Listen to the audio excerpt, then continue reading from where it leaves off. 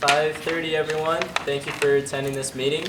I'm going to start it off with attendance. Going down the list, Alejandro? Here. Eric? Here. Edgar? Here. Monica? Here. Dane? Here. Alex? Here. Kirti? Here. Jessica? Here. Me? Martin? Oh, here. Greg is absent. Tanya? Here. Nope. Josh. Josh. Here. Yay. Joey? Here. Lacey? Here. Aubrey. Here. Cool. Alright. Now we'll go over the minutes from last week, October 23rd. Please take your time reading over it. Make sure you mark any comments or concerns that you have. And then after that, I'll entertain a motion. Eric? I move to approve the agenda. Dane seconds. All those in favor? Opposed? Abstain? So moved. Alright. Moving into, I guess, the approval of this agenda for October 30th. Please read over it. Oh, didn't You just did the Sorry. Oh. And then, so yeah, for this agenda for October 30th, entertain a motion to approve. Eric? I move to approve the agenda. Sweet. Alex seconds. All those in favor? Awesome. All those opposed? Abstentions? So moved. One abstention. Okay. Keep me on your toes. I know. Alright. Going into reports. For me, I don't have a report right now, but I'll be doing plenty of talking later. Advisors. Not really reports, but one, Greg Schlanger is not here, excused, because it is his 60th birthday. So we can congratulate him next week. He said he's not going to miss any other meetings after this the rest of the year. Told him to that. And then the other one is just wanting to welcome Josh to the committee, who's right here, the one new person sitting at the table. So who's replaced Candy as our president's appointee on the committee. So welcome, Josh. Thanks. I do not have any reports. Awesome. Alright, we'll be moving into public comment. Any public comment? No? Alright. We will be moving into old business then, starting with supplemental funding voting. We will start with request 2001, which is the ACP/CMA Annual Fall National College Media Convention. Go into discussion. Anyone have any thoughts, concerns? Alex? I don't know if this is possible, Lacey. Do you mind pulling up the annual reports from, are all these three areas in one report? Excuse me, they're different. Okay.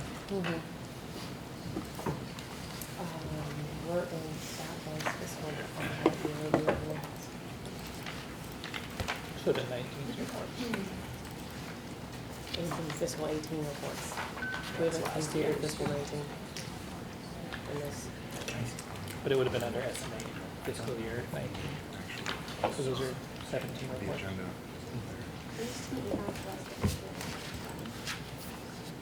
The actual.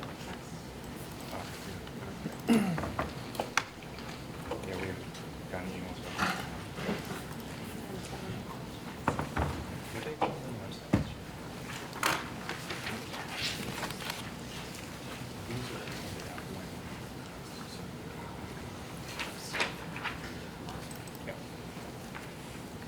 That might be something we have an email in advance.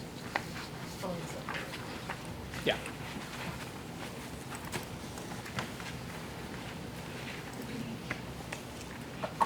So they are all different, 3 different departments. This is Pulse. Are you looking at the financial pieces? Yeah.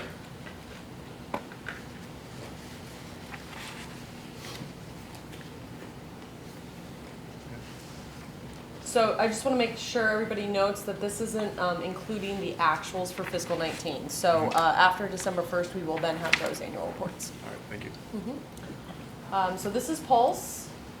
This is the Observer. And this is Central News Watch.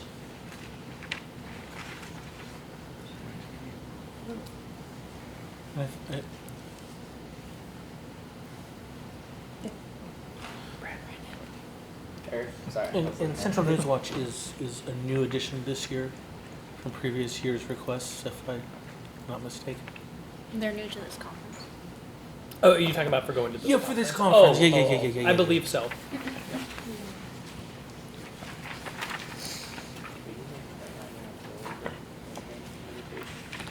So, yes, but one thing that I want to point out for Central News Watch is that they are actually funded for basically student payroll. So they don't really have any other funding associated with goods and services or travel in their budget. And then this is kind of where they're at. So they had, at the end of fiscal 18, they had about $1,700 carry into fiscal 19.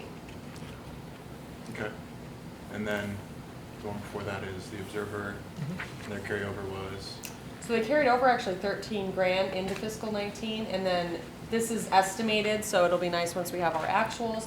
But the actuals for fiscal, or the budget for fiscal 19 had a carryover of 5,500. okay. But looking like it's supposed to end the quadrennium in a negative balance based on what they put in. Yes, and I believe that that has to do with their goods and services, and so sometimes what happens is this number might be inflated for 1 year, and as you can see, it's like the same for the other two, so those could be adjusted. Yeah. But their goods and services is primarily printing and or travel, Okay. if they. Just for context, I'm just comparing the carryover with the request.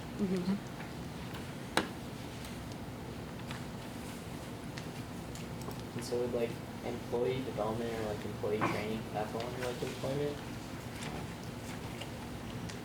Not in this context, in the student wages. Usually that is just actual payroll expenses. So, can we see where the carryover would be allocated, or is budgeted to be allocated for this year? You know,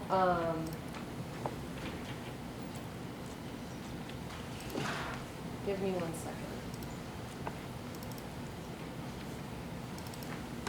These are gonna be different reports. Okay.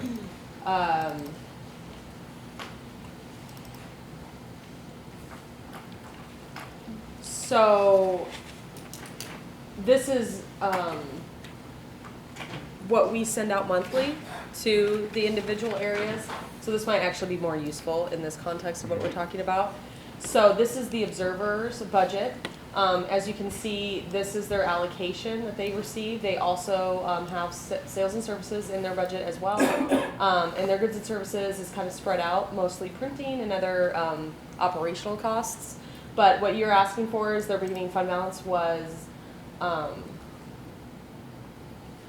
41,000, and it looks like they are going to continue basically to make that flat, so keep that $40,000. As their remaining fund balance. Mm-hmm.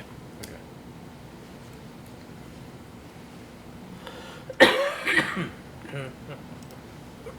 Pulse is basically scheduled to do the same thing, so they had a fund balance of $1,100, and it looks like they actually will end with projected with $1,800. So to clarify, is that surplus money? Like, is Yes. okay? So that is excess revenue or allocation from So- previous years. The, if I wasn't mistaken, the reserve was what, 41,000 in excess revenue? Mm-hmm. At least it started with 41, and right now they're projecting to have 43 at the end of the year. And that gets swept back unless they make some sort of proposal to keep it and say what they're going to do with it. It actually will not get swept back until the end of fiscal 21, Right, which yeah. is So next after year. the 4-year Mhm. cycle, yeah, sorry. More than that, actually. And so that surplus money could be used for, say, travel? It's an allowable Expenses. expense. Mhm. What Motion? What I would say is that it's probably always good to ask if they had other things allocated with that fund balance. That could be true. So it is important to kind of think of that holistically, not just for this area, but just in general when there is available funds. But those available funds are that same type of revenue that you guys are actually reviewing through this meeting. And what I was going to say with that is that these are good questions, and again, this is our second business meeting. These are good questions to ask when the presenters are up here, is what is their fund balance, and is there a plan? Because we won't know, and we can't know without asking, is there a plan? Is there a large expense? Is there a reason that they have that balance or not? So to be mindful of those pieces. And in a general sense, when we do have base funded departments come through, if they have a change in their budget, if they want to expense a certain expense that maybe they didn't request in their allocation, we actually advise them to come to the committee to disclose that as well. So just to kind of put that into perspective, is their intent isn't always to spend their fund balance, it is actually to come in front of the committee to explain whatever that situation might be.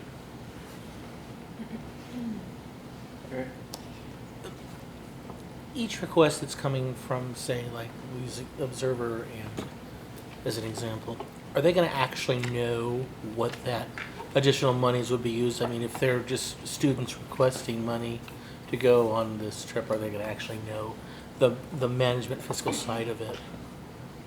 So to clarify on that, the students actually don't manage the budget. Yeah. There is a business manager, and then it would be a part of that department's responsibility. Thank you. But we could ask, and then they could, via email that would be sent out to us, figure that bit out. If we had done it last week. Well, and I would say, especially with the student media ones, these ones, is that their funds person is typically here for Right, the right. presentations. So may actually have the information available at the time.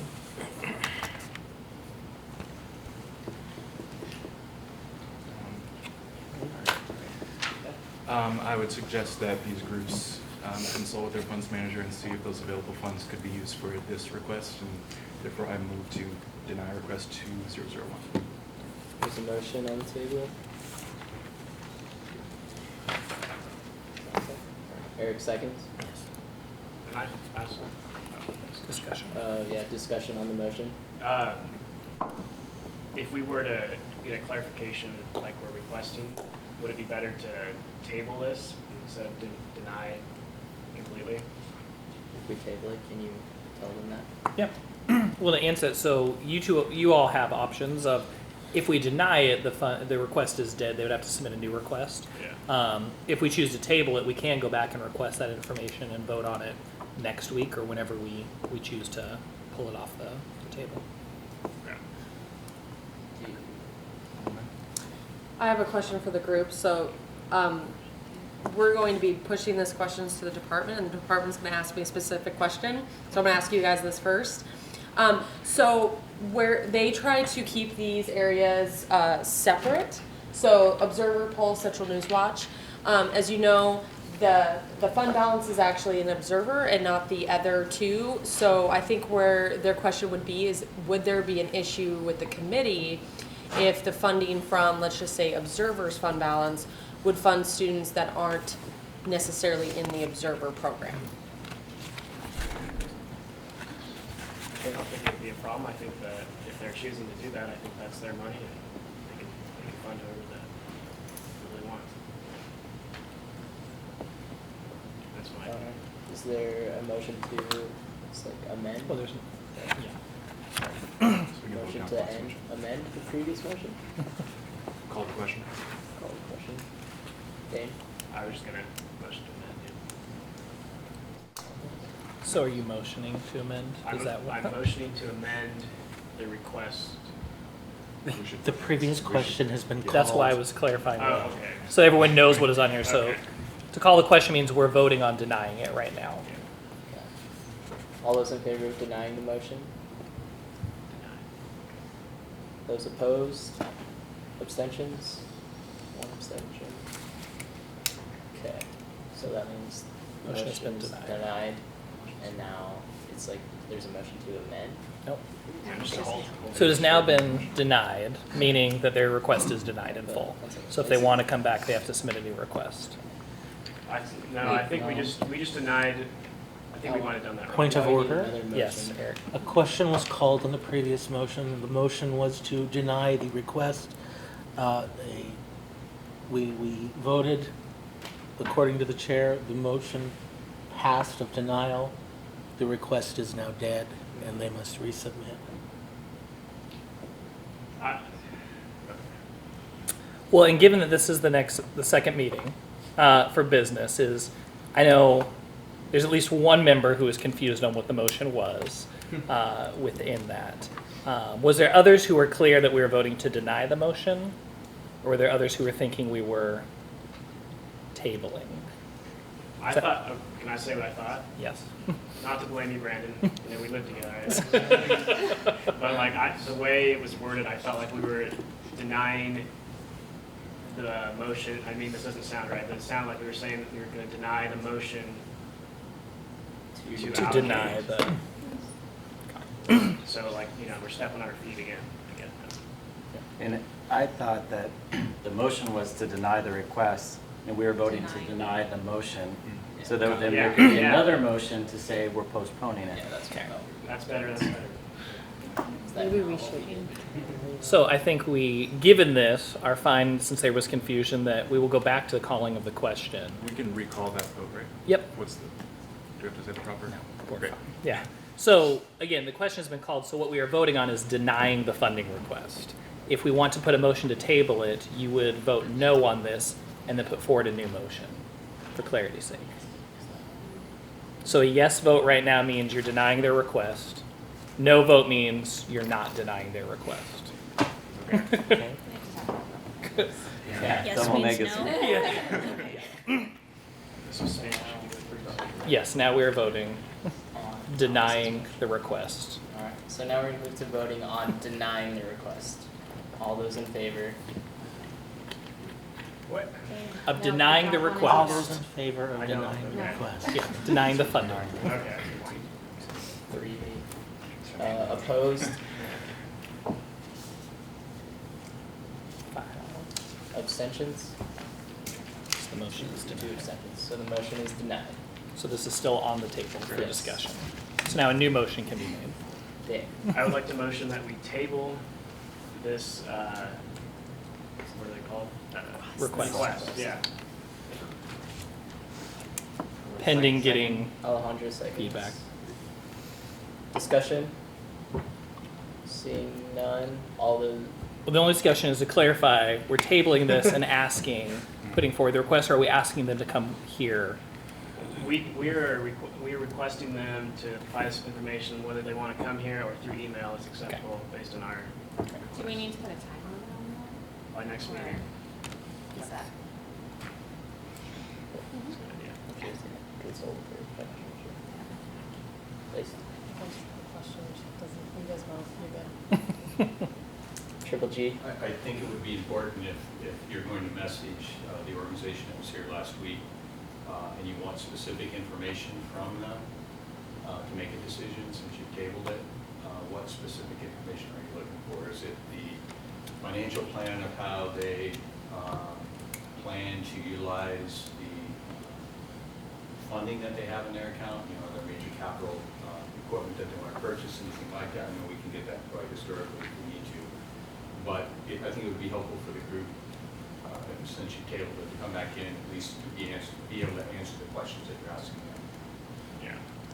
or that you're curious about. If that's just the fund balance plans, then that's a fair question. So we're still in discussion, so I think I advise us to discuss about that, like what specific information are we asking of these requesters? John? It sounds like we're asking them to explain why they can't use their $40,000 of carry forward to cover these expenses. All right? Any more discussion? Plain English. Seeing none, alright, we'll move to vote on Dane's motion. All those in favor of tabling the request? Okay, all those opposed? Abstentions? The motion moves. Okay. Moving on to funding request. Moving on to funding request 2002, Woman in Jazz Day from CWU Jen, for $10,000 to improve. Oh no, is that correct? No. That's what. they didn't change it. Sweet. That's what I shared last week. Cool. So yeah. Any discussion? Fund request 2002. Is this the one we got an email about? Yes. With the data that you guys requested. Mm-hmm. Stating about 5 people were kind of recruited to their major after this event. And that was from last year. Yes, I believe so. And the event's been around for 2 years. Eric?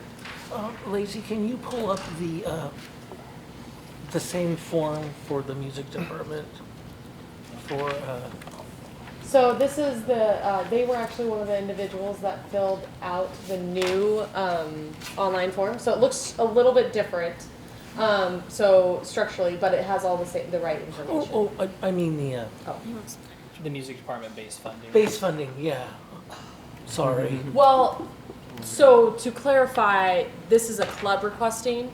So the base funded music departments are actually base funding Okay. marching band, pep band, and S&A music. So it wouldn't be conducive to the Gen Club. Thank you. There's their club account, which they Yep. kind of explained why they would be using that.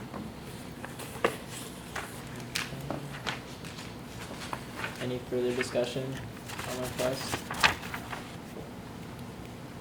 Seeing none, Give that motion. yeah, I'll entertain a motion to approve or not. Tanya, Motion to approve the full there's a motion on the 10,000 table. Second. Michael seconds. Any discussion? All those in favor? 6. Opposed? 2 abstentions? 3. So moves. We will fund funding request 2002, the full amount, $10,000 into $10,250.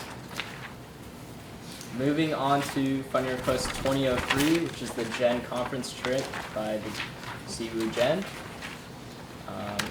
Any discussion on the presentation or the funding request as a whole?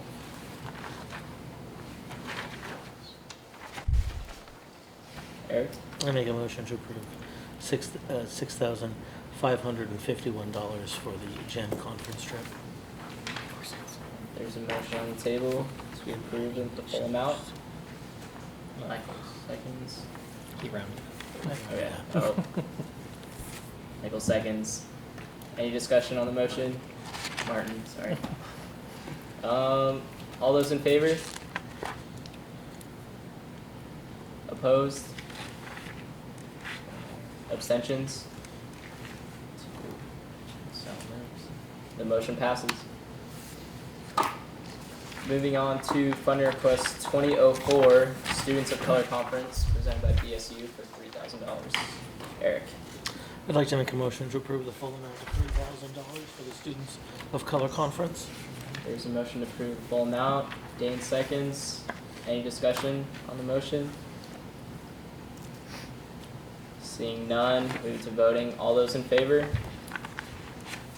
Opposed? Abstentions? 3. The motion passes. You're good. This one. Moving on to funding request 2005 Trumpet Fest by CWU Trumpet Club.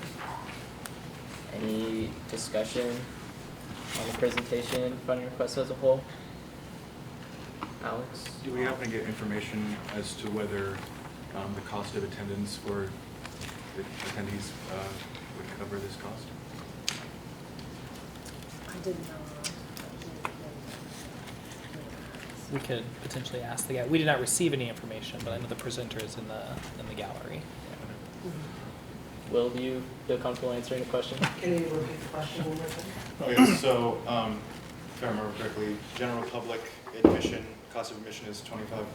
That's correct. And then for students in the club, it's For students in the club, they get in for free with their dues. with their dues. And then there was a middle Others? Students for this year, students from Central Washington University who wish to attend who are not a part of, who have not paid their dues, still have to pay the full amount to get in.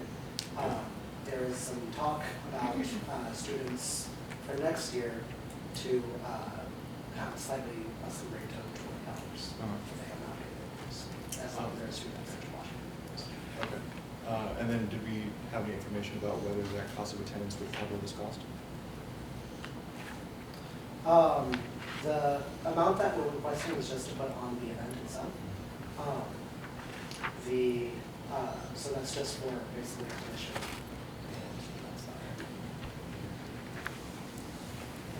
Eric? I'd like to make a motion to approve $2,300 for the Trumpet Fest. There's a motion on the table to approve the funding request. Martin seconds. Any discussion on the motion? Alejandro? I don't feel like we shouldn't give it full funding if students still have to pay. Because they can, I don't really feel like we're giving the full amount. Edgar? Kind of to go off that, I don't feel comfortable funding this, just because, you know, student money is being used to fund this, and then students are having to pay to get in. And not only that, they're having to pay to get access to the materials online if they provide that. So I don't feel comfortable. Eric, do you have anything? Yeah. In the Women in Jazz Day that we've approved and the Gen Conference trip, if I'm not mistaken, the Gen Club also, people pay dues and gain access to a Google Drive if you've paid dues, and we're funding those. So I think it would be a double standard if we also did not fund Trumpet Fest. Alex? I'm fine with club dues going to club-related things, just not student funds being used for something that students also have to pay to attend. I was just trying to clarify that the jazz students aren't paying to attend the conference, just for the notes, right?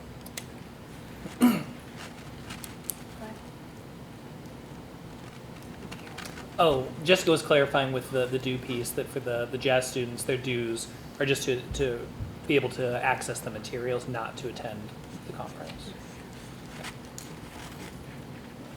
Lacey? Can I ask one more question? To Will? Yeah. Oh, yeah. Okay. I guess my question would be, what is the intent of charging at all? Okay, so this event, for the purposes of the club, is primarily to people from the university who are going to be attending are pretty much just the people who are within the club. The charge is primarily for people outside of the university itself. So we're inviting students and teachers and freelance players from all over the Washington state to come and partake in our festival. It's a pretty small festival, and it's a chance for all of us to network and potentially get some experience with talking to professional players and learning from them.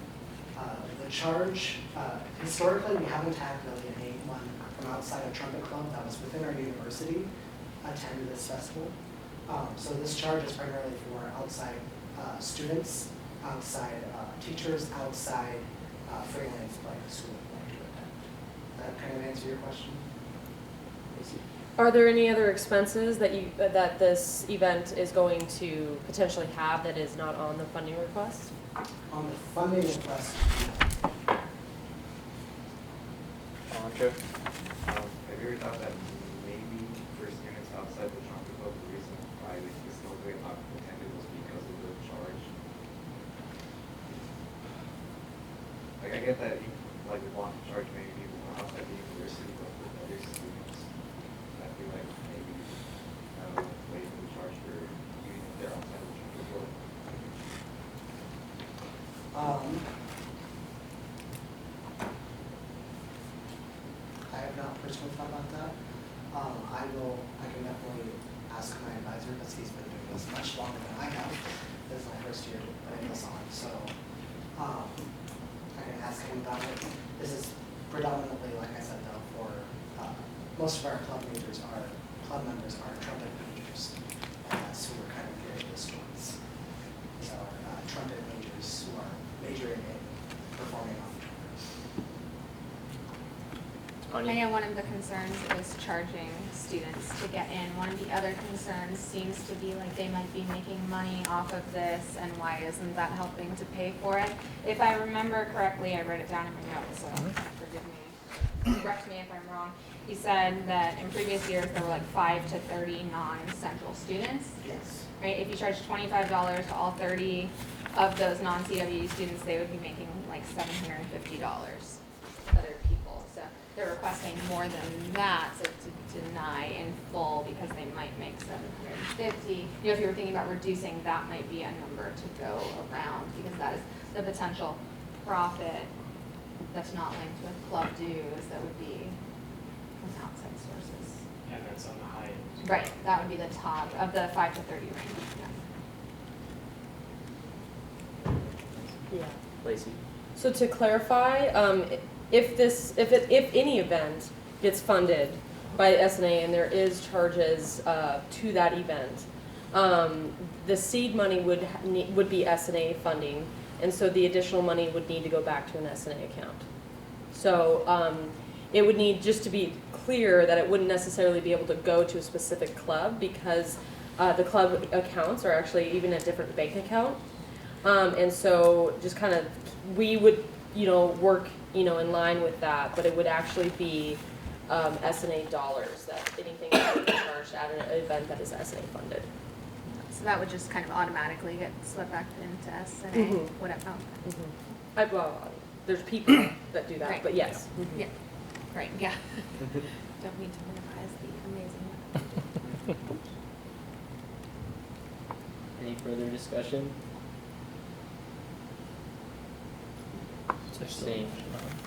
Seeing none, move to voting of the motion of funding them the full amount.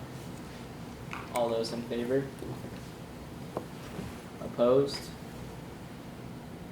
Abstentions? So the motion is denied. You just keep it on, right? So, yeah, discussion. So moving back to discussion of the request, or just kind of presentation as a whole. Dane? I kind of think we should still fund a reduced amount, and the number in my head right now is like we're requesting total 2,300. I was thinking more like 1,500. I'd like to make a motion to fund $1,500 worth of the request. Motion on the table to fund $1,500 of the request. Is there a second? Martin? Any discussion on the motion? Josh? It sounded to me like the issue was that students still had to pay to get in. If students got in for free, would that be acceptable to fund? It sounded like that was the main. Yeah, I think his point was that most of the students that are coming are already club members because of the lack of people outside the club that play the trumpet are already in the club, so there's not like 60 people that play the trumpet outside the club already that are gonna have to pay the $25. However, there might be a handful. And that's what I understood too. Yeah. But it seemed like the principle was, hey, if student fees are funding this, students should get in for free and not be charged. Yeah, I think that'd make it a lot, yeah. Yeah, but then there's also the thought of like, if they do charge for outside groups, that they could potentially profit off of. Well, I think we addressed that. And can we actually, are we even in a position to say that they have to, like that to approve, can we make that contingent? Is that even appropriate, I guess? I mean, we wouldn't be able to make that contingent necessarily, so essentially we're funding it based on the request at this point, so. given that is either saying we're funding it, knowing that historically there have been no non-trumpet club members from Central who have attended, or denying it based on that, but, you know. Jessica? Could they resubmit on the condition of letting in, like, any CWU students free? And the question was, could they resubmit with the condition of allowing any CW students? They could. I think the challenge with this is this event is next week, if I'm correct. Yeah, next Tuesday. So I know timing-wise, I don't know the ability, and I think that also, I don't believe he's in a position where he can make the decision. So I don't know. That could be the case, is that the committee could essentially deny, but that it could be brought forward as a new request if that is really the grounds for why it's being denied within that. Dan? Do you know how many people are in your club?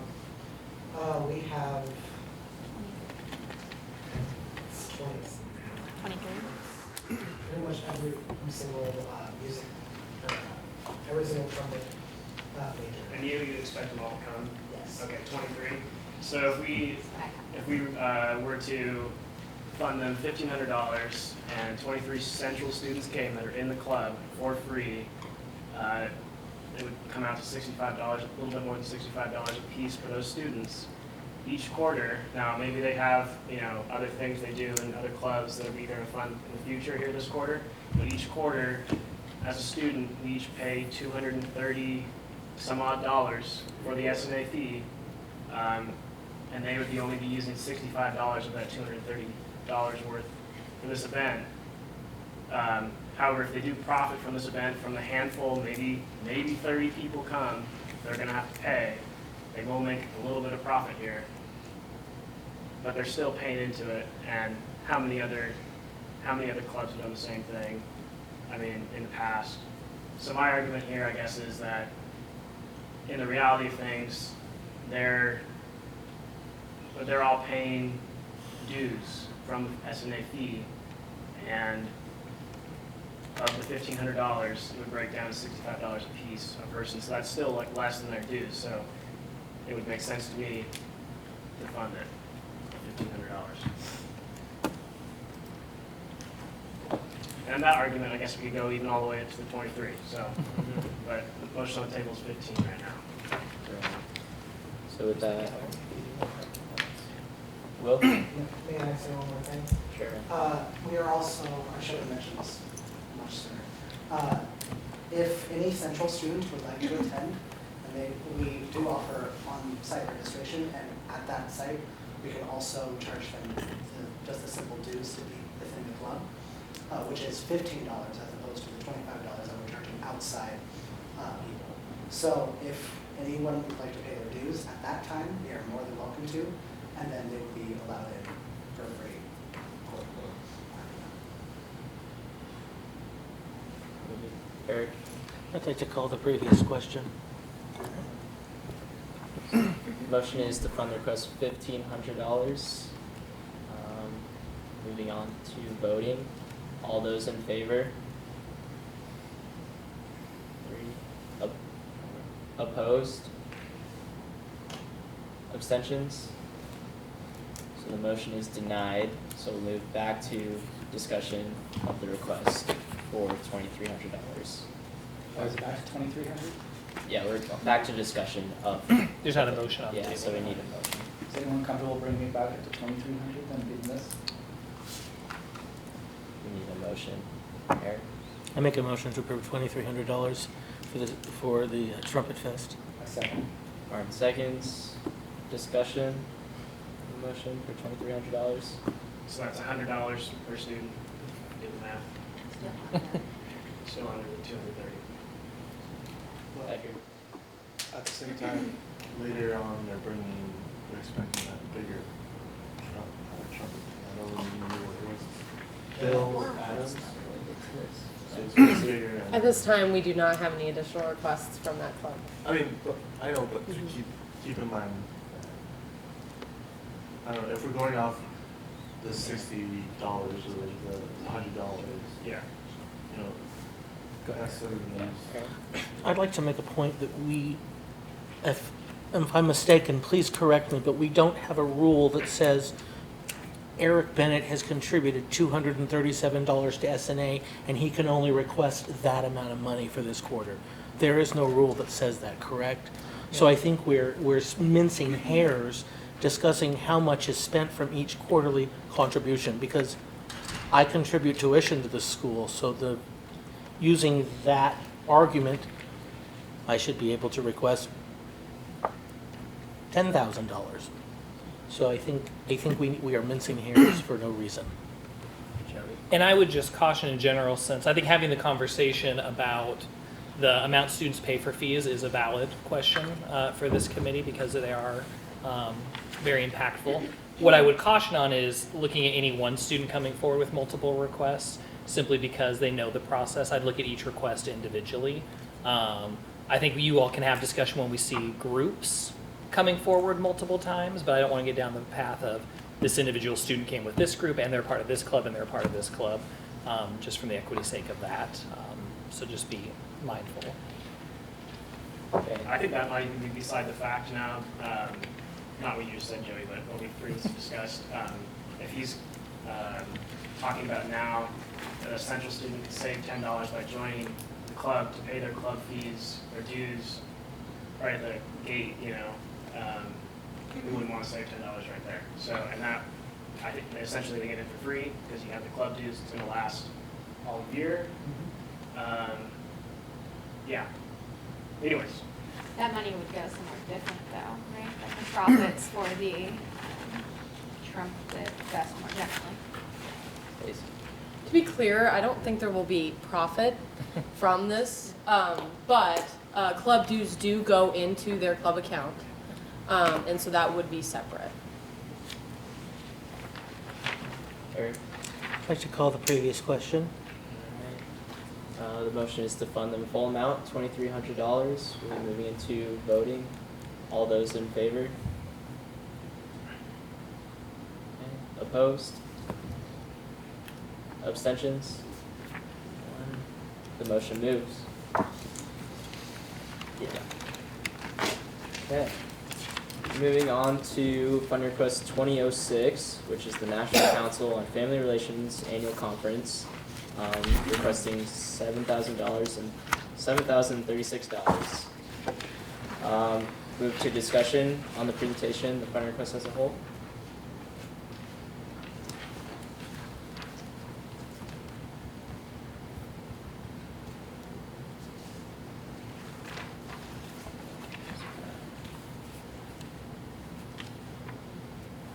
Seeing no discussion, I'd entertain a motion.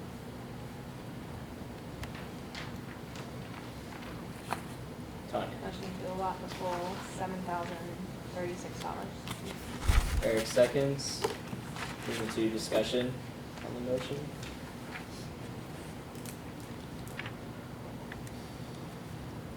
Seeing none, we'll move to voting. All those in favor? Opposed? Abstentions? 3. The motion passes. Sweet. So that ends supplemental funding voting. Yeah.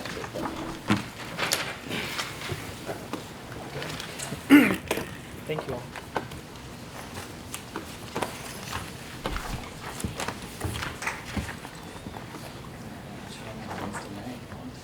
And as they're pulling that up, I do appreciate all the discussion and conversation because I know there's a lot to take into account with all of these, so. Sweet. And then, just to survey the crowd, before moving to new business, do we need a recess at all? No? Sweet. So, we'll be moving into new business, committee business, which is really talking about the meeting structure, requests, and general business as a whole. Really? Yeah. So, before starting this, I kind of want to know, does everyone realize how big the S&A budget is? How large it is? I don't know. Yeah. Yeah. Yeah, so kind of just point made there, the whole S&A budget is over $7.2 million, and kind of the way S&A is right now, we really focus in on our supplemental budget, which is roughly $300,000, and when you do the math on that, we are observing and kind of like really budgeting roughly just barely 4% of the S&A budget. And I just kind of want to like talk about how us as an S&A committee, our priority is to focus on kind of like the base funding, and then we kind of move to supplemental, which is the last priority. And I just kind of want to talk about how S&A is a representative body for all of the students here on campus, because we all pay our fees, we all pay our S&A fees. And I think a very crucial part of S&A is kind of analyzing the effectiveness of the S&A dollar, where these dollars are going, and then if we can actually see, like, is there anything tangible to prove that every dollar spent is going to like the right place and it's actually enhancing the student experience as a whole. So we can move on to the next. Can I provide just for a clarification for people on this? Because I think what this is I don't want to give the misconception that the committee doesn't spend time focusing on allocating base funding. I think the problem is Martin's the only other one who was here last time. The problem is it's every fourth year that we spend a vast amount of time allocating the base funding. Within that, there's a lot of thought, a lot of discussion. Again, if anyone wants to go back and look, you can look at all the recordings. It was a 9-hour session of deliberations after hearing all the requests. So there's a lot within that, so I don't want there to be a misconception for the committee or for anyone watching this video online later on.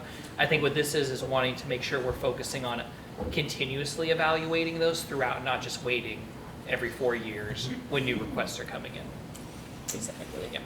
And I just think how we are structured right now, we spend a lot of time maybe focusing on supplementals where we could spend like a majority of our time doing, as Joey said, where we're kind of like analyzing, figuring out new and different ways we can possibly measure this. So say future committees actually have something to kind of grasp and see kind of the effectiveness and the progression through all these base funded departments, services, and programs, so they can effectively and accurately assess them. And so with that, that's why I kind of brought up this restructuring ideas to kind of put it out and really make it kind of discussion based after I kind of walk through these couple of slides along with Alex. And we're just going to kind of throw it to you and think about restructuring how we conduct business. Not necessarily removing anything, but just kind of like showing kind of like the point of order and kind of like showing how S&A could like effectively conduct their business. And with that, I would move, that was kind of the what, and I'll kind of move to like the why with Alex. Sure.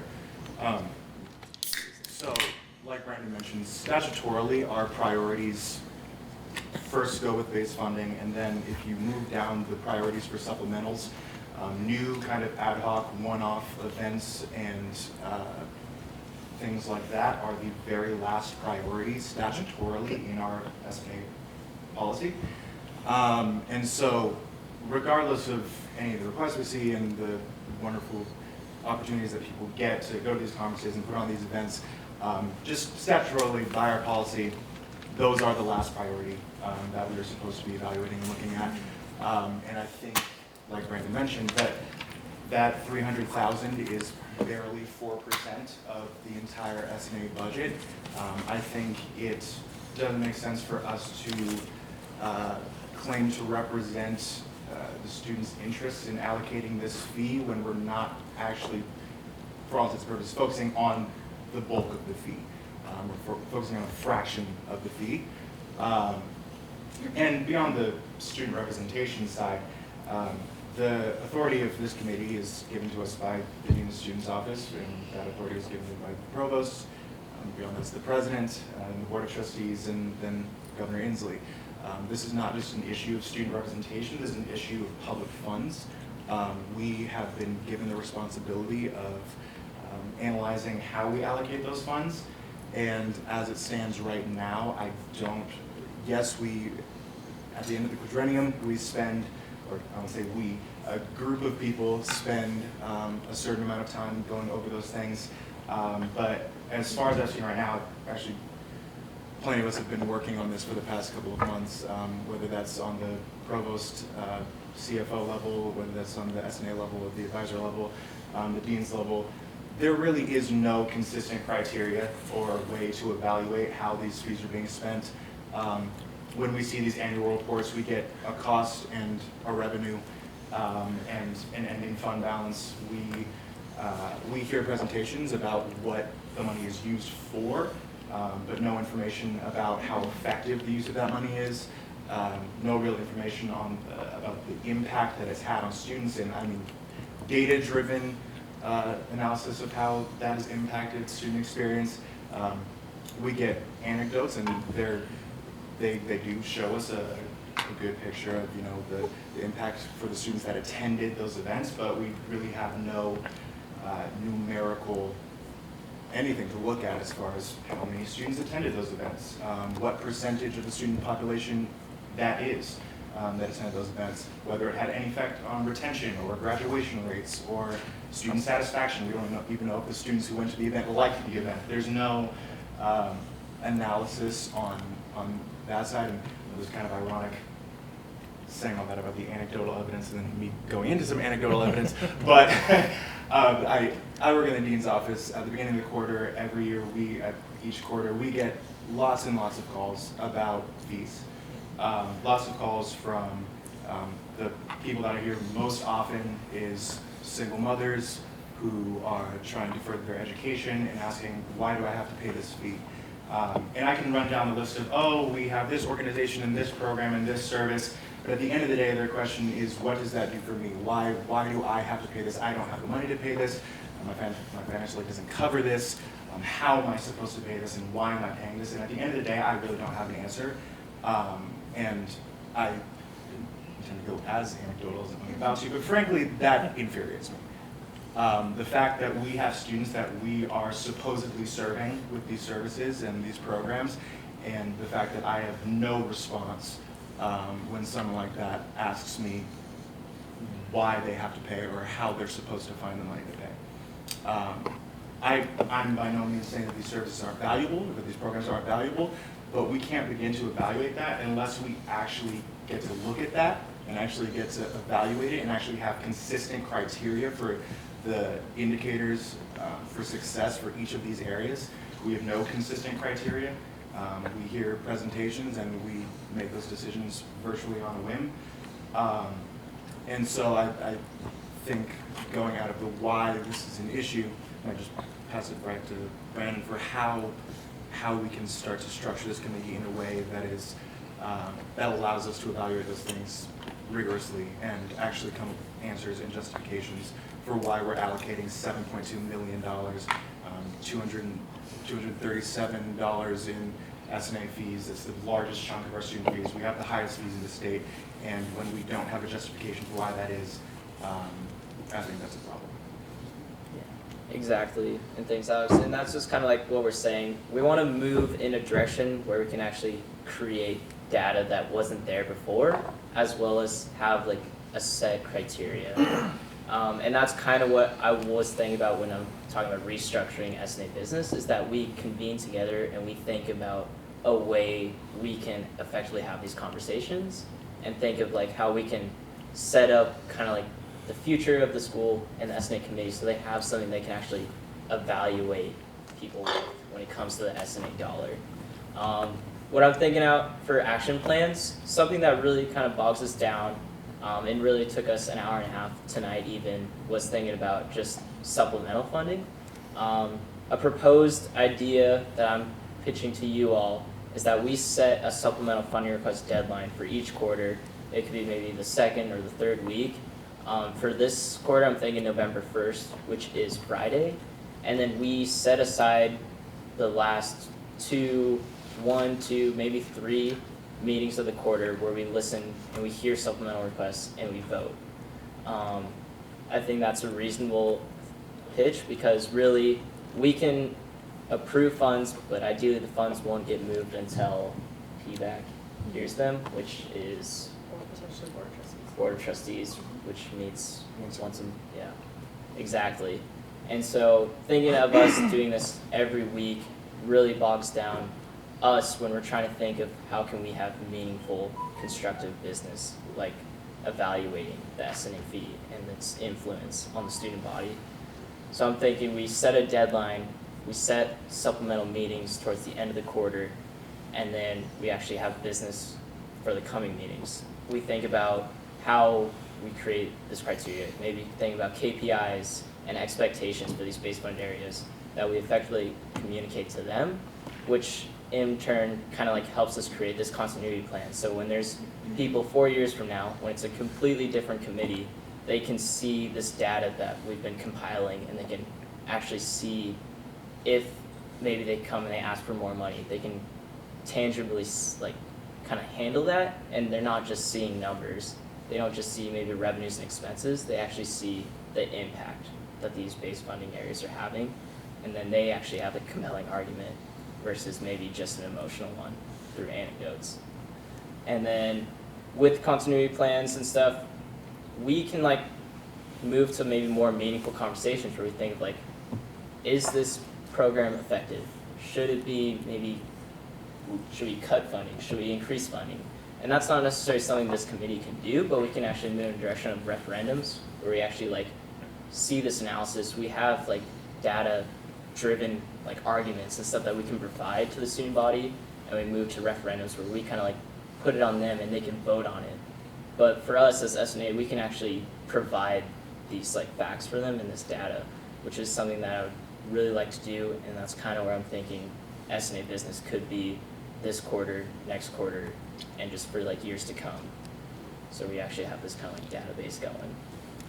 And with that, I've kind of moved to like the discussion piece as it all. Do you have any questions or thoughts on it right now?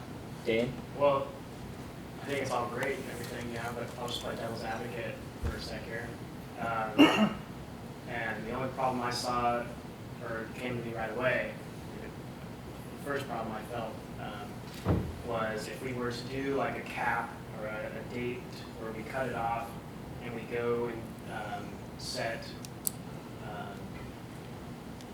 meetings where we have certain presentations. Maybe it takes all meeting, maybe it takes 8 hours, whatever. Do we vote? So clarification, I guess. Do we vote right then and there? Do we have time to, or do we have time to deliberate? If we vote, if we have 20, 25, how many requests do we get in the quarter? 20, 25, 30? So, yeah, so roughly we heard 65 requests last year, Okay. and what I'm thinking, even through this one we have 13, if we're maybe thinking for the last two meetings we hear 8, that's 16. If we Okay. do 16 per quarter, that's 48. And so we're moving from 65 to 48, and that's where I kind of move to the discussion. Maybe we think about what we want that cap to be, the deadline. Before we get there, I just want to, I get that 7.2 is more than 300,000, I get that. But one of the biggest, I mean, that's most active, and I get your point that the 300,000 is like the most active thing we talk about right now. However, we don't want to forget that we want to get that right. I still think we want to spend that right. So if we have 16 presentations, one meeting, do we vote on all those 16 right then and there, right after they happen? Or do we wait another week and we forget everything they said? They're not here, question, stuff like that, right? I'm not trying to be funny, I'm trying to be, legit. I just don't want it to be, something we just, throw by the wayside or whatever. Right, which I think we can also like evaluate the effectiveness of our system right now, where we do hear 6 requests and then we wait a whole week to vote on them. 16-6, yes. I was thinking we could probably break it to 8, so like maybe the last 2 meetings, 8 and 8. But Eric, I think what you were saying earlier about a single mom asking why they have to pay a fee, I think the greater question is why is tuition not covering these things? So we have the highest fees in the state. I think that's the question that we as students here need to ask, is why is tuition not covering these things, and why are we asked to basically spend roughly $800 more a quarter, roughly, it's roughly, for something that, as far as I'm concerned, should be covered by tuition. And we have a false, I think there's a false, what's the word I use?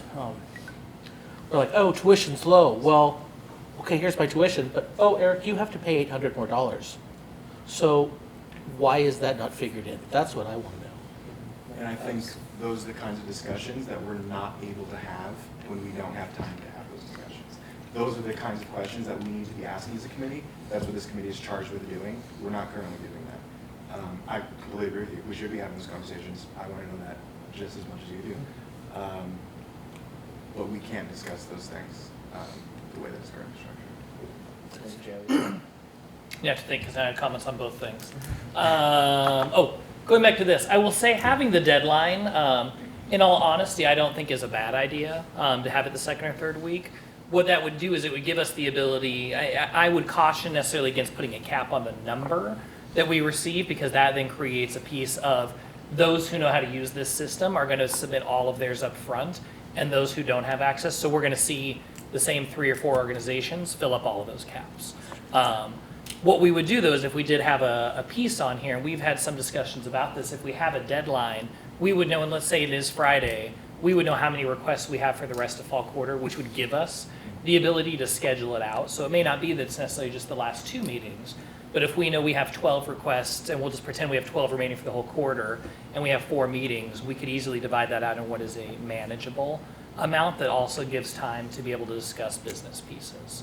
So I see that as actually a beneficial piece, because the challenge we've come into, and I'll say this for years, is we don't always know until the week before when we get them. And they do have a 2-week turnaround when they have to turn it in. But that is still a pretty quick of by the time it's done and evaluated, and then maybe we have an agenda that we have 6, 7, 8, and then filling them all up, especially when we get to the end of the year, as those who were on the committee last year know, we may suddenly get a ton of them at the end of the year that we have to kind of cram in, to where if we did have a deadline, we would know exactly what that is, and it wouldn't be as rushed. So it does allow us to be more intentional with our timing of those. I have to go back to what was the other thing that we were just saying. Tuition.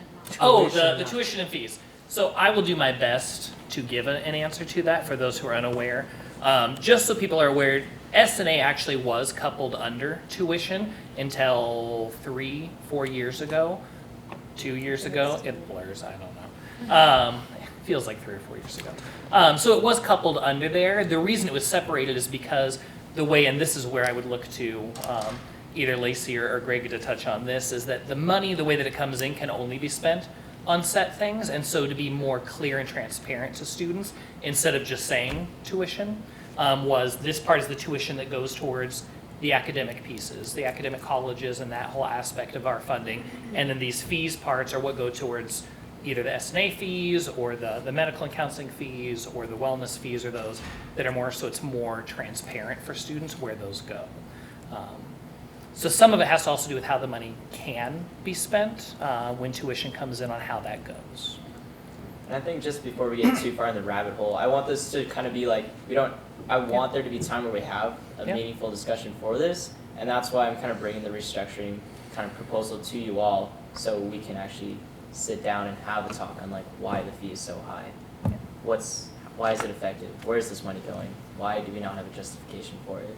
And so with that, I just want us to kind of like discuss kind of the action items and the restructuring as a whole, and then we can kind of talk about what we want to talk about next week. Eric? I like the idea of deadlines. I don't think we should institute it this quarter, because I don't feel there's enough. I think we need to give warning to people to say, hey, starting in winter quarter, we're going to have a deadline, but right now we're not, because I just, with only 4 meetings left, I don't know, I don't find that fair and equitable to all students, because this is in the middle of the quarter now. We've already been processing information. But I think in the future, winter quarter of 2020, I think that's something that we could say, next quarter, the deadline's going to be February 1st, just off the top of my head. And please turn in your requests by then. I was just going to say, maybe if we did do it this quarter, to maybe just have a little bit more out than Friday. Yeah, and I was just putting it out there as proposed, so we can maybe talk about that. But yeah, Joey? One, I think with that, again, whatever you all decide, whether we do put one this quarter or not, we also, if we identify what business items we want coming up for this quarter, those take precedent on the agenda. So when we're setting the agenda, we do try and be mindful that we're not keeping us all here long. So that does kind of push out how many requests we would be able to see. So if we know, for example, we have a discussion point that could be an hour long, that's an hour of the agenda that's already filled up, meaning we only have room for potentially 3 new requests coming in. So try to be mindful of that. If we know business things we'd like to discuss now, even if you don't put a deadline for this quarter, we can get those on there, or we can put in place the deadline as well, because we do have quite a bit in the queue. I have a couple of questions and comments, you know. So to kind of go back to what Eric said about giving more of a warning of that deadline for this quarter, so just specifically talking about fall quarter, I guess my biggest question is what the why is behind that, and I kind of have a follow-up comment to that, because I think what happens with some of our guidelines that we currently have is they're a little restrictive. So specifically, one guideline is that all the requests have to be submitted before any event or any trip happens. Now, that is a guideline that we have right now, but if we do change some of the structure, I would urge to revisit that. And is there an opportunity for them to come in after the trip has happened or event? Because this is all reimbursement only, and so coming from just the financial side of it, it doesn't necessarily change our structure. But I would just kind of keep that in the back of your mind about that, because I don't know how, if we didn't have that guideline, I'm not sure how a deadline would potentially negatively affect this quarter. Yeah, and with that, I kind of have Joey marking that as like a point of discussion for business. So if we move in kind of this route, say this quarter, next quarter, we can actually talk about that and plan it. We'll preferably talk about it this quarter, but if we move in this direction, so we would have. Any other questions, Dane? Would we start, to start this process, would we start with like the investigation of what you're kind of talking about? Yeah, I mean, that's something we can discuss. Top thing on the list right now is key performance indicators and expectations and consistent criteria. I think that'll be, at least for me, that'll be a good place to start. If we wanted to, that was going to be our first business item, figure out, and we can do that for base funded areas and supplemental areas if we wanted to. Do you have ideas on how to measure that kind of stuff? Yeah, so we, there are a few that our CFO suggested. There are some pretty simple numerical ones, like number of students that attend and what that ratio is to the student body as a whole. So there are numerical ones like that, whether we're dividing that by the total cost of the event. And again, these are just ideas. We can come up with whatever makes sense for us. But then there are more like less tangible ones, like student satisfaction or effect on retention or effect on graduation rates. We can go as kind of numerical or not. But those are just some ideas. I think that's something that I would want to discuss in that time for business. Like that's what I would want that business time to be for, is to discuss what we would want to look at. Good.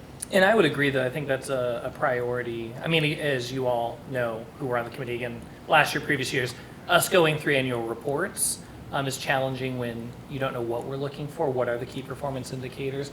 I think one of the pieces that you all, if we move down that route, need to identify first is what are the priorities for S&A, since it is such a broad, student service and activities is a very broad area and topic, and those can be very different from programs to actual staff positions to services to a whole host of things. And so I think in terms of figuring out what you all want to assess for, we really need to figure out what are the guiding principles if we want to deviate at all from anything on there, or are we talking about other pieces?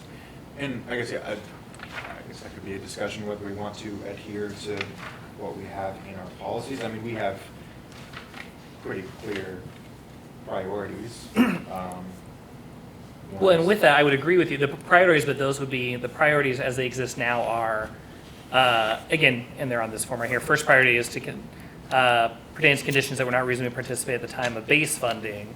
Next one is opportunities to add, expand, or enhance programs that do not result in non-student payroll. So those are not going to be necessarily as tangible of an assessment piece when we're talking about assessment, because we want to make sure what we're putting out there is going to be something that feeds back into what our goals and priorities are, but also something we can tangibly put out there to all of our base funded and supplemental funded areas so they know that we're looking at this so they can start measuring appropriately. We would want this to be as consistent as possible. Yeah. Yep. Please. Does everybody remember how many areas are actually funded by base funding? S&A. Pop quiz, come on. Yeah. I'm just gonna pull that up just for reference, so that we can look at it. While you're doing that, Yeah, it's I on. think it would be awesome to have discussions, and I think we should about this, but I also feel like to have reliable and valid empirical assessments is not like a, hey, here are some things that we think would be good to do. Like, so I would be hesitant to approve some sort of assessment of how we're judging the allocation of $7-something million without like a very formal report and citation, you know, like just, like I think the discussions, the more informal discussions are really important, but I would say like to say like, oh, we're gonna nail that in that one meeting and vote on it, like just, that wouldn't likely be how it went. I agree that I think we do need to take time, and if that means we need to have, because we're, Joel, Clucking, and Winfred, we're working on this system right now for how to evaluate, and not just in S&A, but in housing and dining and medical and counseling and all these things. So that's the kind of thing where we want to have Joel come in and say, these are the criteria that we're evaluating by. Bernadette Youngblood, who does a lot of that kind of empirical data, she's running these numbers right now. We should have a good amount done by February, I think is our timeline right now. So that's the kind of thing where we are collecting that very empirical data, and that's the kind of thing where I would love to have people come in and present where they're at with that. Yeah, we were having discussions, and I think that's the direction I do want to move forward if we kind of changed how S&A business is held.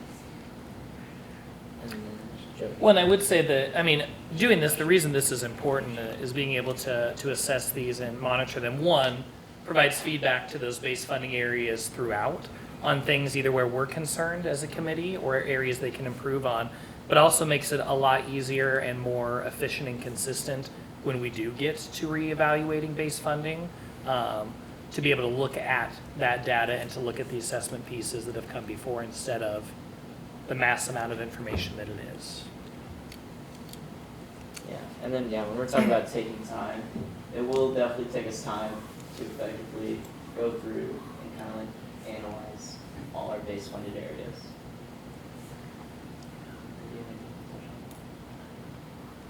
I mean, all that I was going to say is that there is, so to have a unified KPI through all these areas could potentially be a very challenging but great task. And I say that because all of these services Key and performance activities indicators. are across the board. So we have student wages, we have programs, we have service areas, we have full-time staff, we have all these different areas. And so I just wanted to kind of put that out there on the screen, that it isn't going to be as simple as, you know, how do you run your programs in each area, because each area might not have programs. They might be allocated to do something different with those funds. And the truth is a lot of these are actually very different. Yes. Can we like, not like summon, I don't know another word, but like create a body to look into this that's separate from S&A that we like sponsor in a way? Like a Maybe a subcommittee? supplemental and a base committee. Yeah, maybe something Doing like both. that, where we have somebody that is strictly oversees or undersees the base funding stuff, and who can determine things like what's important like that. Is that anything? I think if you're looking at kind of like at the statutes, that is our main focus and priority is Well, to I do mean- this. I mean, not as a permanent thing, but as a thing to get this jump started, maybe. Okay, Joe? I was just gonna say, I mean, I would agree with you. I wouldn't want that as a permanent thing because our priority is the base funding pieces. But I think what you're saying is essentially creation of a subcommittee to look at bringing some of this information and spending some time to bring to the committee. Yeah. Which is up to you all. Again, it's the question of, do you all want to have a subcommittee who's doing that and reporting back? Or do we want to make sure we dedicate time at these meetings for the whole committee to provide feedback? And that's really up to you all. Okay, well, I guess I didn't phrase that correctly, but like separate from S&A, like wouldn't be a subcommittee made up by us. Potentially it could be members from both, but something outside though. I don't know. I don't know what that looks like, but So, are you thinking, just as an idea, like having a committee just to hear supplementals? Or? before we get there, so you guys are proposing a new way to redo S&A, correct? So, but in order for that to happen, before that to happen, we need to figure out first what we're going to change, and then base it on like the stats that we're going to measure, what we talked about a while ago. So if we have some like investigative body that can intervene and gather that information for us, yeah, I don't know. Eric? I think because we are a statutory committee, that we ourselves have to do that, and by virtue of a subcommittee. So we would need to, because we are the only ones that can make that decision that then transfer to PBAC and the Board of Trustees. Yeah, and I just kind of do a clarifying point. That what you're saying is really our responsibility to do that. Okay. Lacey? So I think at least I think I understand what Dane is saying, is, so at some point, someone's gonna have to get the data, right? Probably, a small group of us that collects that. But I think what we need to establish is what data are we actually retrieving or getting? And that would be, we would need to figure that out first before we dive into any of that. And that's where I think if this committee can get to that point, then maybe we could talk about a subcommittee or how that would go. And I think that's the discussion that we're looking to have as a committee. Is we're not looking to like mandate a study next week. We're looking to say what do we want that study to look like, and what do we want to look for. I think those are the discussions that we want to have with this. When we have more time for business. Yeah, it's like what trends do we want to establish so that people can actually look at it and see the effectiveness of this fee? Yeah, I just think we've got to establish that stuff before we put a limit on, before we put a cap on when we can apply for requests. I think that all has to happen way before that. I think this is a couple of quarters out, it's not something that happens. Well, as far as maybe I'm too much in the dark right now because I haven't been informed, but it's just, I think that's down the road. Is there, for reference, is there empirical data available from, say, the University of Washington and Wazoo and how they approach their S&A committees, so we have kind of a guiding light on what information that we want to find? Yeah, I'll defer that to Alex because he's been. There are two things there. So you're talking about how they structure their committee and analyze these things, or? If they're doing this also, and so I have a reference to say, oh, I think we should look at this. Yes. There are kind of two things. One of the possible KPIs, I'll be honest, I'm not a huge fan of this one, but it is to look at comparable institutions and see what they do with similar types of funds and whether we are on par with those comparable institutions. As far as whether, I'm going to be honest, out of all of our public four years, we have the most information publicly available about anything we're doing S&A-wise. So, yeah, the limited information that we do have, we have the most out of any other institution. Sure. I can answer that. They aren't doing what we're doing. Part of that, and again, if you go look, we do have the most information. We also, if you were to look, this is what we all fund base funding. That is vastly far more than what any of the others fund. They have a much smaller amount of services and programs that are funded. And so they aren't doing this. They are doing, the committee is not. There's assessments within, for example, if all the areas fell within DOS. There is internal within the departments and the divisions, but the assessment is not being done by the committee of those pieces. That information is shared report-wise when they come and do their reports and those pieces, but the committee is really not evaluating the way I would word it is not looking at evaluating the effectiveness of the program. They're looking at the stewardship of the money in the sense of, is this money being spent in a way, or are they saving money, or are they overspending money? So solely looking at it from a financial standpoint. Or you, Triple G, do you have any? Yeah, well, that was part of the comment I wanted to make, is I do think, being new is central in the way in which we allocate funds here is similar in some ways and different in other ways compared to the campuses I've worked with. And I've worked with fee allocation committees for 30 years.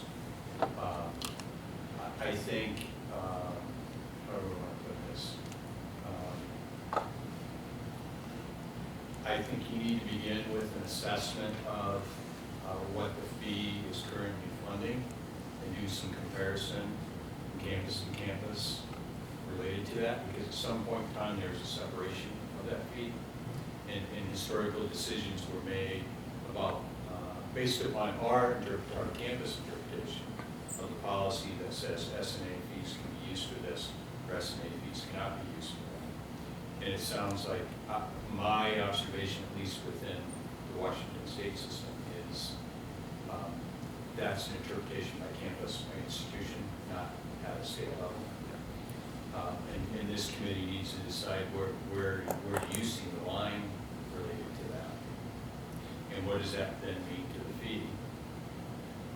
Because that takes you down a whole nother trail when it comes to that. And I also think we are very transparent compared to the other institutions. And I think that's a good thing. But I also think that this group has been focused as a stewardship group, not necessarily as a learning outcomes or program impact group. And that can all be built into the request for funds. And on a allocable, and I'm used to using allocable and non-allocable language, where allocable would be your small pool of money that you deal with, that you spend most of your time on, and the non-allocable portion, which is the baseline. Because that just doesn't get reviewed as often, and it's not in front of you at a level that you really understand it to the point that you probably should, with the statutory charge that you all have. So. Aaron? So I guess my next question is there a place that we can find examples of the type of empirical data that we're going to be looking for someone like me, that I can read data and all that stuff, but I'm not certain on what I should be looking for? It's kind of a map. Yeah. So it varies by, what kind of programs we're looking at. I know we've talked about having different categories of this type of funding, so things that have programs, things that don't have programs, and things that are more operational. So obviously, you would kind of want to look at those things differently. But yeah, it depends on the area. We can focus on kind of the student learning outcomes type thing.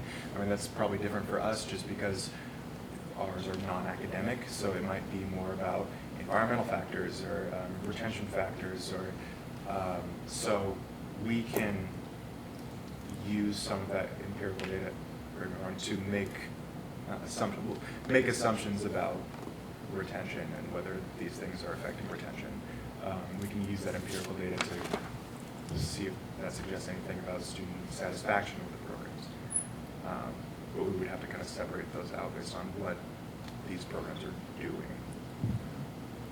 Fine. And so then to evaluate that, this committee would need to have a good understanding of the factors that relate to retention to then indirectly assess those via the programs, events, whatever it is. This is a lot. To try to get our, I'm not saying we shouldn't, right, that because it's a big job, we shouldn't do it, but I just don't want anybody to underestimate what we kind of do to do it right. Yeah. Would we like focus like on one thing like that, like retention? Would that be beneficial to begin with? Like focus on the things that affect retention, or any other goals that maybe align with student government or something like that? Well, I think we would decide. We would Yeah. decide what we- Yeah. So what we would specifically pick which ones we want to go after or stuff like that. Does that make sense? Well, and you may have 6 of those priorities. Some align with funding that is programming based, some align with funding that might be providing a service base, and you might want to determine which one of those criteria applies to the type of operation or program or service you're funding. Because I do think you're going to, at some point, you're going to have to break it into categories because of the breadth of what gets funded here with S&A funding. Yeah. It's just not events and programming, it's services, programming, events, activities, and some operation. Yep. And I think you can determine that in categories, but you're going to have to look at it that way for it to make sense. Yeah, that's definitely a discussion that we can dedicate time to, say, next meeting, to actually identify, make these categories and what KPIs we kind of want to move towards. So going off of that, and kind of going back to the restructuring, is there truly a need to actually restructure? Because I think this might be a Joey answer, but if the committee's business takes priority, and yes, we do have supplementals in the queue, but if the committee has voted to do whatever this new business will end up being, wouldn't that just mean that those S&A supplementals would just stay in that queue until an available meeting would come up? I guess is my follow-up question. I would say yes. However, the challenge we get to is against spring. So they get push. Well, the problem we have with any of these is they can't get pushed after our spring. So I would still be in favor and recommend having a deadline for when we get requests. Not that it would necessarily be cut off, but, and not that I'm saying or advocating for this, but if we did have November 1st as the deadline, we receive something November 2nd, doesn't mean we're not going to receive it. It just means it'll be on the docket for winter quarter, or where it is. But I think the part is it lets us effectively plan, because that's where we get to a spot of, we're sitting on 50 funding requests, and we have all this business, where we then have to start filtering those in. So it wouldn't necessarily be a full restructuring. I think this is more reprioritizing the business of the meetings than a true restructure. And I think it is beneficial. And this is, the reason this seems so lofty and so out there is because it's a lot of initial work to be put in of us identifying what are the goals we're looking for, how are we going to evaluate all of these programs, in terms of what empirical data are we looking for, and then how are we going to structure us receiving that data, reviewing that data, providing feedback, like what is the purpose once we get that data, and how do we do it? Once all those are in place, it'll be very easily set within our structure. The problem is that's probably going to be for the future committees. That unfortunately you all, we all, I'm here, get to spend the time putting in that work, but it does have a benefit for the committees moving forward for the consistency of it. It is a lot of work now, though. Yeah. Whose responsibility then does it get to get this data through Human Subjects Review Council? Because if you're collecting data on participants, on students, is that going to be on whoever, every one of these 60 bodies to figure that process out? How?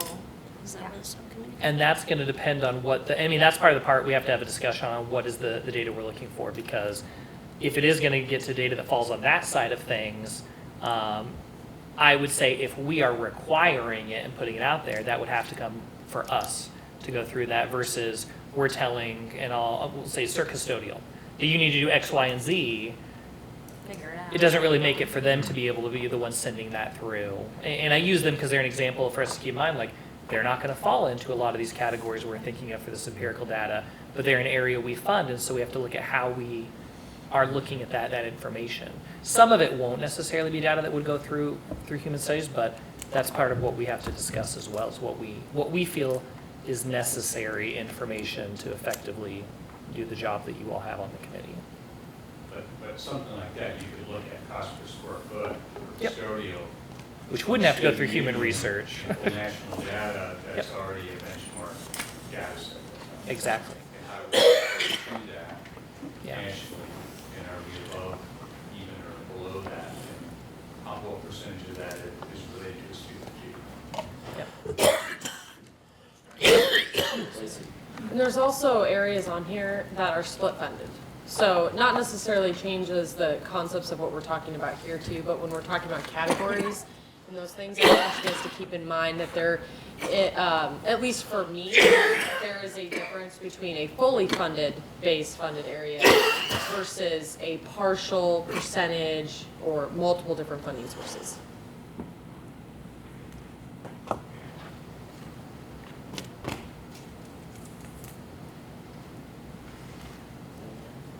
Eric. So I think for this next meeting, we should spend 45 minutes roughly discussing what empirical data that we want to gather, and from that, then creating a subcommittee to formulate how we will gather that data. And I mean, that might not all happen in 45 minutes, but I want that to definitely start. Yeah, just Yeah. Yeah. Start the discussion. And we could definitely look at having some people come in to speak to the financial piece and the data collecting piece. I think that might be beneficial. Yeah, If we're definitely. going to have that conversation. Pardon me. Josh. Is there some sort of rubric or decision tree that helps this group decide every 4 years what to base fund and what not to? I don't think so. There's not a rubric tree. Really what it comes down to is the priorities, which the priorities are to continue supporting the existing base funding areas. And then it does go into the priorities of looking at adding or enhancing programs that don't result in non-student positions is priority number 2. So student positions would be number 2, adding student positions. Priority 3 would be adding staff positions. And then priority 4 would be any new programs within that. And then it's really looking, are these allowable, which again are things that are vetted by Lacey in advance when we have new requests coming in. But unfortunately, sometimes that's us as the committee, because existing base funding groups will come in and want to request an extra $200,000 for things that maybe aren't covered. So it's kind of a broad. So your current evaluation is more about like what is it, and that is how it gets put in the list, and what we're talking about more is like Assessing the is it any good? effectiveness. Yep. Yeah. Because the existing piece, that's why I said we want to have a conversation about the goals and priorities, because priority is to continue supporting existing base funding areas. And I think what the conversation is we want to be able to evaluate, is it effective and beneficial to continue funding those first, not just say the committee has once decided we're funding it, and now we should continue funding that. Yeah, and really that puts that new committee in kind of a disadvantage when they don't have this effective evaluation, because people come in and they may request more funds and they're like, okay, great, and they kind of get this report and they don't know what it means. And a lot of us have kind of had similar feelings and experiences on this committee just as returners. And so we really want to kind of change it so when people come in and they give this annual report, it's something they can actually comprehend and see, okay, this is actually influencing the students. I can make like a knowledgeable vote and decision on whether we allocate more funds to them and stuff like that. And I think that's the direction we want to move to. So we put the future committees in an advantageous spot. And then Alex. So, Joe, I guess moving forward, would you advise that we do have a deadline just so that we can put enough time to supplementals that, I mean, because, if we're just doing business and pushing it back and they have no idea when they get to present, or do you think it would be beneficial for us to decide on a deadline? I mean, I would advise in a general sense that would be beneficial to have. I don't know at this point, I mean, going back to Eric's comment earlier, I don't know in terms of putting one in this quarter, your all's thoughts on that. I think the other part is once we get to spring quarter, also having something in there of, being mindful of if we have that deadline and something does happen that falls outside the expectations of the committee having some ability to make a decision if they are willing to hear something else.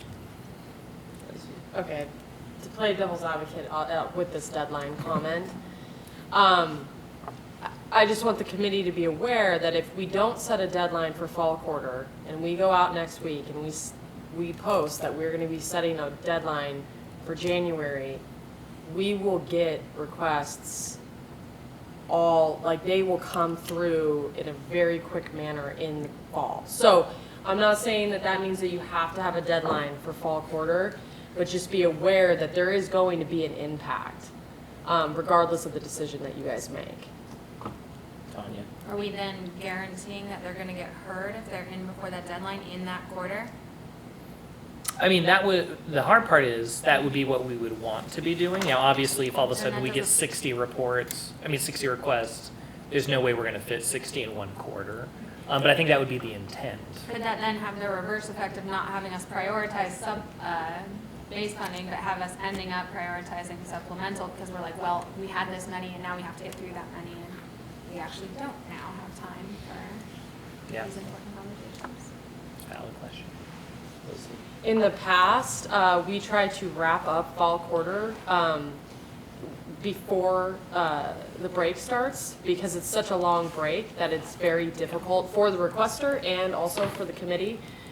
It's a long time to hold that information and to be able to vote. So we have actually voted on the same day just to make sure it can get completed before quarter. So I just kind of want to throw that out there as a historical piece. But I think also having the deadline, if we do get a mad influx, we can actually evaluate it and see what we can actually see and schedule it out versus right now we do kind of like put ourselves in a corner where we don't know when they come and they just kind of keep coming or get put in those tight spots at the end of the year still. Yeah. Eric. So we have 4 meetings left, right? Yes. This quarter. This quarter.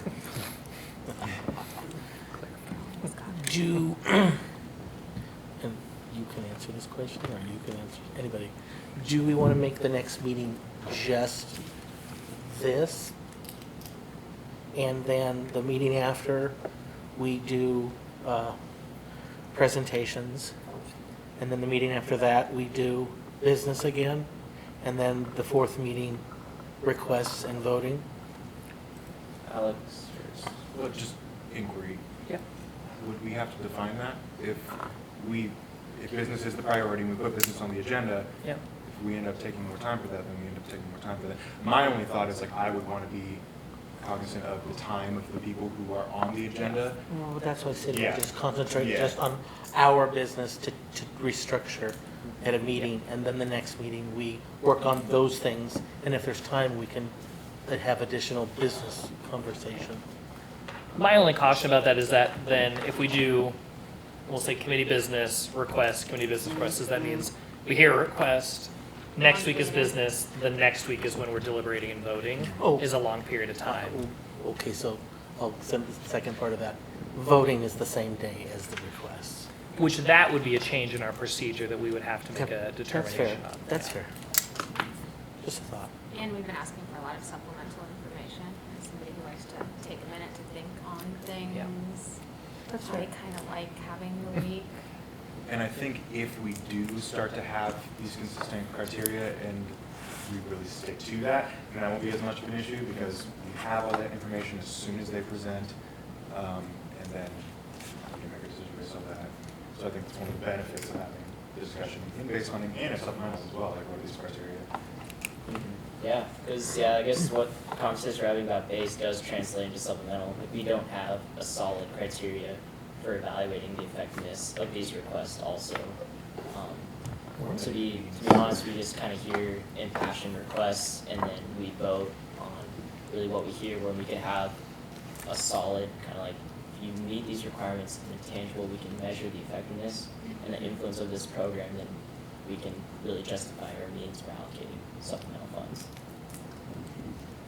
And it also helps future committees as well, because they can see why we funded stuff, why we didn't, and we have kind of almost like a checklist. that they hit all these marks. But yeah, with that said, we will have to set aside or put stuff into our new business where we can create these criteria before we hear more supplemental requests.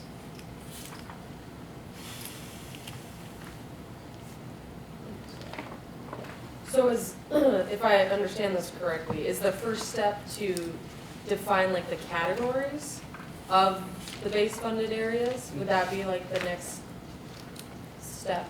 Yeah, that's what I was thinking. So like the big first step we want to look at is KPIs, and I think the best way to really, I guess, like progress that and creating these KPIs is breaking down stuff into categories for the base funding stuff.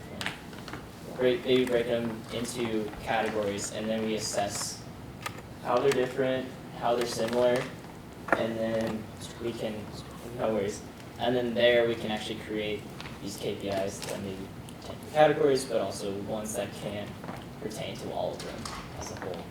And so maybe looking at them and defining categories and putting them into categories would be a great first bullet point business to conduct. Tanya? Would it be inappropriate to ask the people who have a lot of experience doing these things to like also establish kind of things that they think might be criteria? I know you guys shouldn't like pick the criteria because we are our own unique committee and such, but I think we also should hopefully be able to have the opportunity to draw upon the expertise because we are a new committee that's only, you know, some of us have a couple of years experience, other people are brand new, to be able to, because I mean, Lacey, you do walk us through a lot of the things that I think are some of these indicators. You know, when you were going through reports, it might not have been, you know, in the same structure, but you're hitting on a lot of the things that I think are important as well, and maybe having some of those down so that we have like a list of things that we're choosing from. We can generate more from that list, but I think there's no need to reinvent the wheel if there's research and if there are people who like do this stuff a lot and have seen what works and doesn't.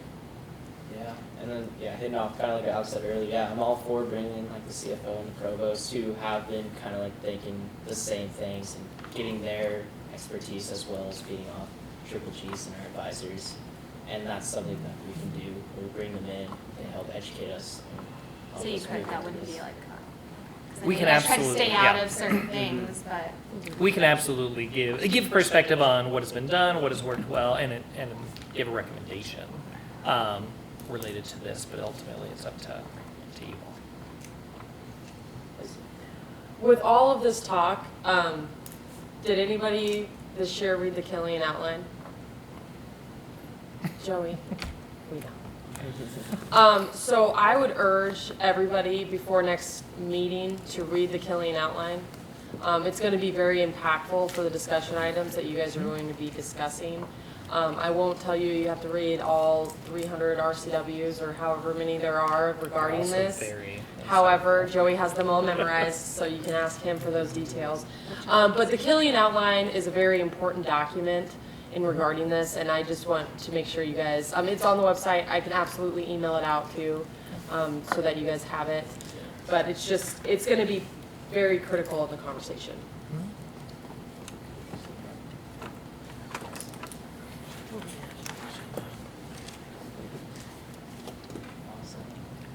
So based on what I'm hearing from the discussion, is make sure we have on the agenda, and we'll touch base, the three of us, but make sure we have on the agenda time to further discuss this next week and set aside some time. Even though we said 45 minutes, we may even plan for an hour, but that may give us time to even have two of the new requests come in to present as well within that time frame, so that we were also still not stockpiling those in the background. But Yeah, I think this is an important item that maybe we talk about while we're kind of reaching the end. Let's kind of talk about maybe a proposed deadline for this quarter, or how we want to move ahead pertaining to fall quarter about supplemental requests, and how we want to talk about these important business items sooner rather than later. Was the proposed deadline November 1st? Is that what you said? that was a Like date he couple threw days out up from there. now? Yeah, It's Meaning just any other Friday, requests but- we receive after Friday wouldn't be seen winter quarter. Yeah, I feel like 2 days notice is a little, feels not great to me. So we don't have to figure out all the rest of the pieces we've been talking about before we set our date. Is that Yeah. what I'm hearing? Yeah, like I want that to be kind of like laying out the direction and where we're going. But right now we're just thinking of a date for supplementals till they become heard winter quarter. And so we could do next week or the next following Friday, which is November 8th. That leaves 3 weeks after this quarter. Which I would recommend if we're gonna do that, that's an easy one, because anything we receive after the 8th, really, in terms of processing time for Lacey's office to be able to go through, would not even be able to be heard until the last of our 3, I mean, at that point, we'd only have 3 more meetings. So that would not really be a major impact, in terms of the requests coming in or pushing anyone back, but it would at least be setting the precedent of us having a deadline. How about your thought? Eric? I'd like to make a motion that we create a deadline of November 8th for requests for supplemental funding for fall of 2019. Motion on the table. Edgar seconds. Any discussion on the motion? Can we do it next Wednesday so that we have an idea at our next meeting? Have it, what is that, the 6th? Yes. Yes. So then we would have theoretically an idea of everything we have left for the beginning of the quarter, or the rest of the quarter. To after see the what next else we meeting. receive Yeah. after that point. Versus not knowing until the following week of the meeting. Well, we know right now we have 7 requests that are processed and in there. And I don't know if you have others that haven't made it up there yet. Okay. So that's all of them Yeah. Currently. currently. Well, But but I mean, again, like, if yep. we have everything in by next Wednesday, then we can see that. Next Wednesday maybe, or no? So you kind of talking about instead of having the deadline be for Friday the 8th, having it be Having for it be Wednesday Wednesday the 6th. so that we know at our meeting what the We'll rest get of it the right quarter this looks like. time. Yeah. Alright, so the motion on the table is for setting the deadline for November 8th. All those in favor? Opposed? There's a lot of abstaining. Abstentions? I got a question. Yeah. So we don't want to set a deadline? Well, She's like saying we should do it on the 6th instead of the 8th, so we can see it on our He's like, meeting. So point of order, Yeah. You can ask to amend motions. Yeah.